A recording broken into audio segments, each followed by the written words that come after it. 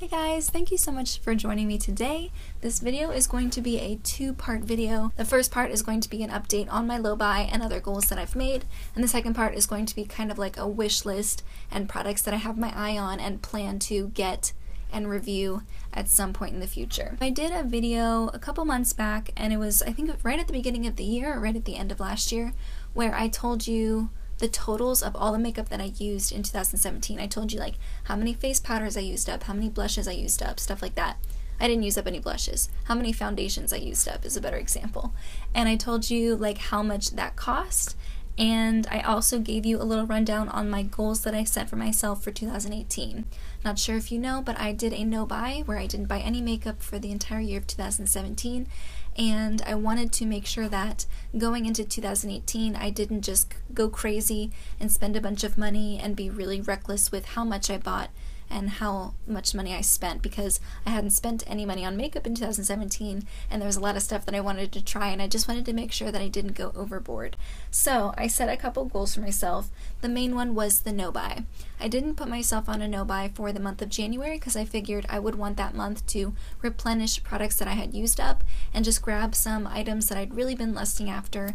And I did a video on that haul with full reviews about my first makeup haul after a year, and I figured starting in February and lasting until September, so for the next 6 months, I would put myself on a low buy where I could only spend a certain amount every month on makeup. And I set that amount to be $75. $75 a month on makeup is a lot for some people, and it is for me.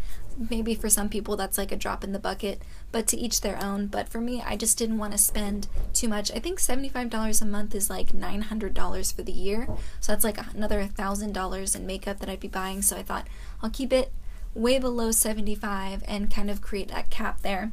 And so far I've done pretty good with it. Let me figure out the totals that I spent. So in the month of February, I only spent $7.98 on makeup.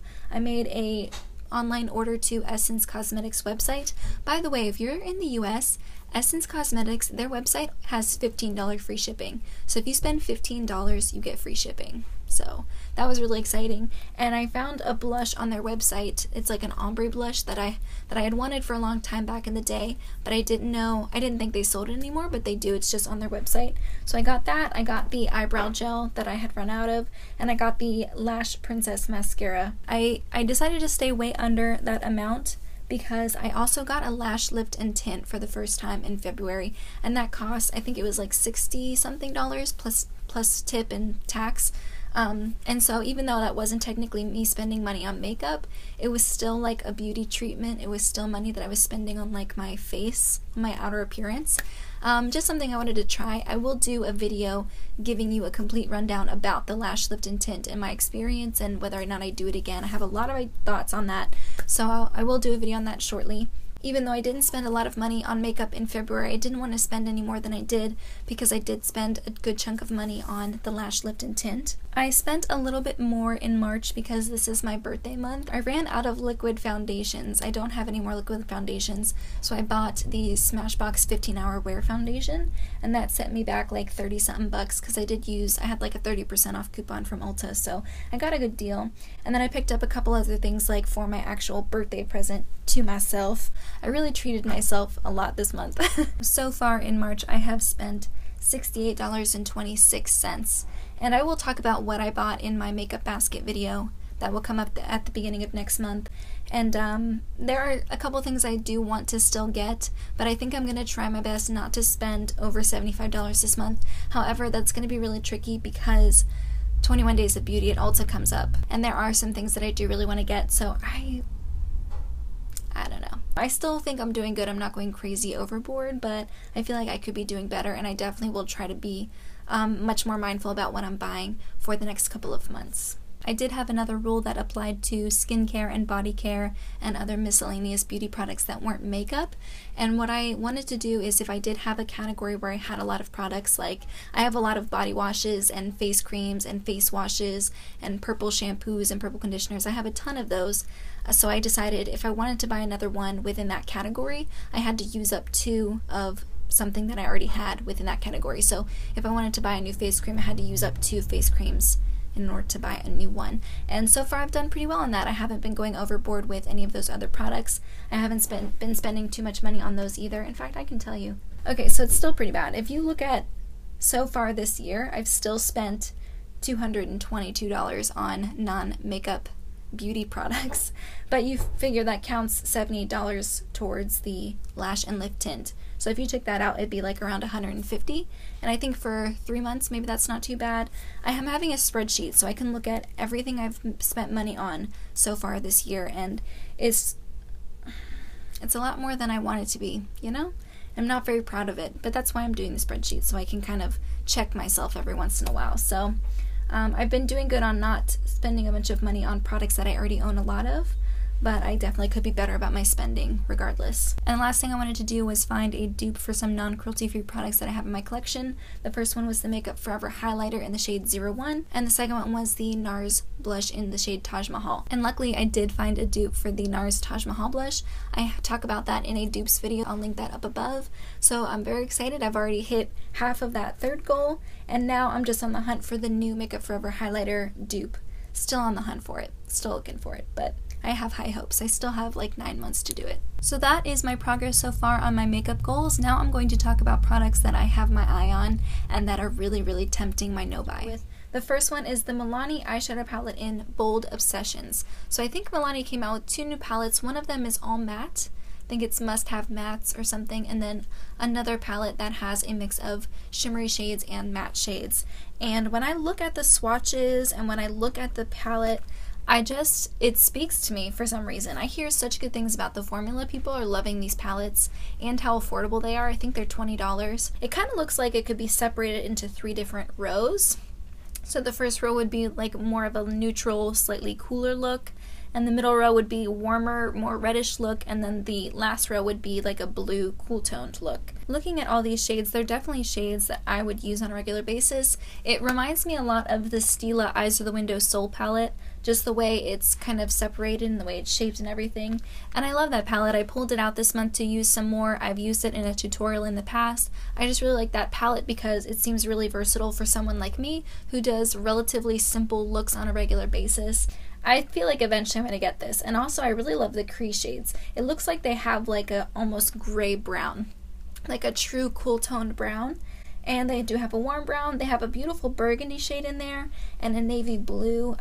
I'm excited. I would be excited to try this. And I don't feel like I have a ton of palettes, so I don't think it's me just adding another palette onto this already huge collection that I have. I feel like it's something I could still use regularly. It also seems like something I could travel with pretty easily. I don't know, I'm just feeling it, and it's on my radar. The second palette is the Pretty, Fun, and Fearless palette by Chloe Morello. This is not a new palette by any means. I think it came out early last year or even the end of the year before that. And even though people don't really talk about this palette anymore, it kind of just like crept back up onto my radar. I think what happened is I had trouble sleeping one night, so I put on a makeup haul video from Tara Babies. I think that's how you say her name. I'm sure most people know about her channel. She has a very legendary makeup collection and a really cool setup, and I really love her videos. She does a lot of live swatches, and she and I have very similar skin tones. I think she's a little bit more cool toned than I am, but we're still kind of the same level of pale, I would say. And so when she swatches things on the back of her hand, when it looks really good on her skin tone, there's a good chance it'll also look good on my skin tone, with the exception of her baby pink blushes. I think those look fantastic on her, but baby pink blushes are kind of hit and miss for me personally. And it was an old haul video where she had hauled this a while ago, and she swatched all of it on the back of her hand, and it looked beautiful. So I've been like looking up swatches since then. It has some nice like warmer mid-tone crease shades. It has some nice purpley burgundy shades, just some shades that I really feel like I use on a regular basis, so I think I would really enjoy this palette. And I think she had a part 2 palette that came up recently, and it is in a set right now, and I think it's on sale on Sephora's website, so maybe I'll get that one instead. I don't know. Let me know if you guys have that palette and if you think I should try it out, or let me know if it's like not worth it at this point. The third product is a skincare product, and it is from Korres. It's the Greek Yogurt Foaming Cream Cleanser, and this one I think I saw in like a magazine or something forever ago. And I've gotten a lot more into really gentle face washes. I am really loving face washes that don't foam up. They kind of feel like a cream, and so you kind of just rub them in and then rinse them off. It still cleans your skin, but it doesn't strip your skin of its natural oils. And I just hear fantastic things about the Korres one. It's pretty steep. That's the number one reason why I haven't bought it yet. It's like in the $20-$25 range, if not more. I'm worried it'll actually smell like yogurt because it does have Greek yogurt in it, but I don't know.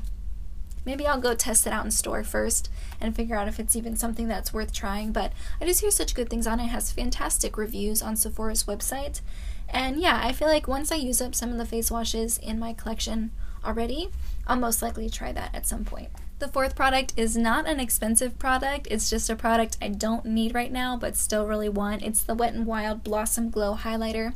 I had two highlighters in this formula from Wet n Wild, and I actually decluttered both of them. I talked about them and swatched them in my highlighter declutter video. They were beautiful. I talked about how much I love the formula, and I think that you can find a really great shade for you no matter what your skin tone, but the two shades that I had were way too dark for me. They didn't look like a highlight for me, and they finally came out with more shades, and Blossom Glow I think would be the perfect shade for me. Once again, I saw Tara Baby swatching it. It just seems like a beautiful shade, and I already know I love the formula. Do I need another like pinky light highlighter in my collection? No, and that's why I haven't bought it yet, especially because I just bought the Pillow Talk highlighter from Ofra. Loving it, by the way. Yeah, I want it. It's only $5. It's crazy affordable, so I will get it eventually, but I don't need it right now. Another product that is not a makeup product, it is the Everyman Jack Cedarwood Body Wash.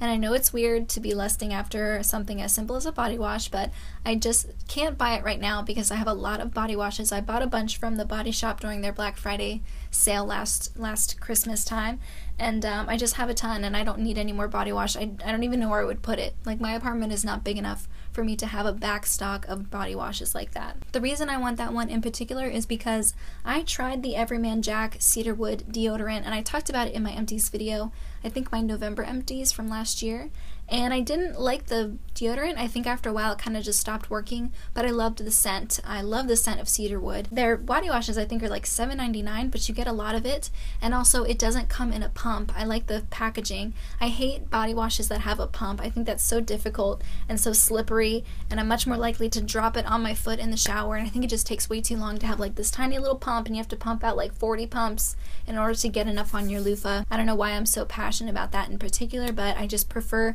body washes that you just kind of like open the top and pour onto your loofah. And that one has great packaging, it's affordable, and it's in a scent that I love, and it's cruelty free, so it's kind of just ticking off all the boxes. If it's a good body wash, if it actually does the job and cleanses my body without stripping my skin, it might be my new favorite body wash. Who knows, it might be my new holy grail cruelty-free affordable body wash. So very, very excited to try that, but that is definitely on my list. The sixth product is the Stila Diamond Dust Glitter and Glow eyeshadow.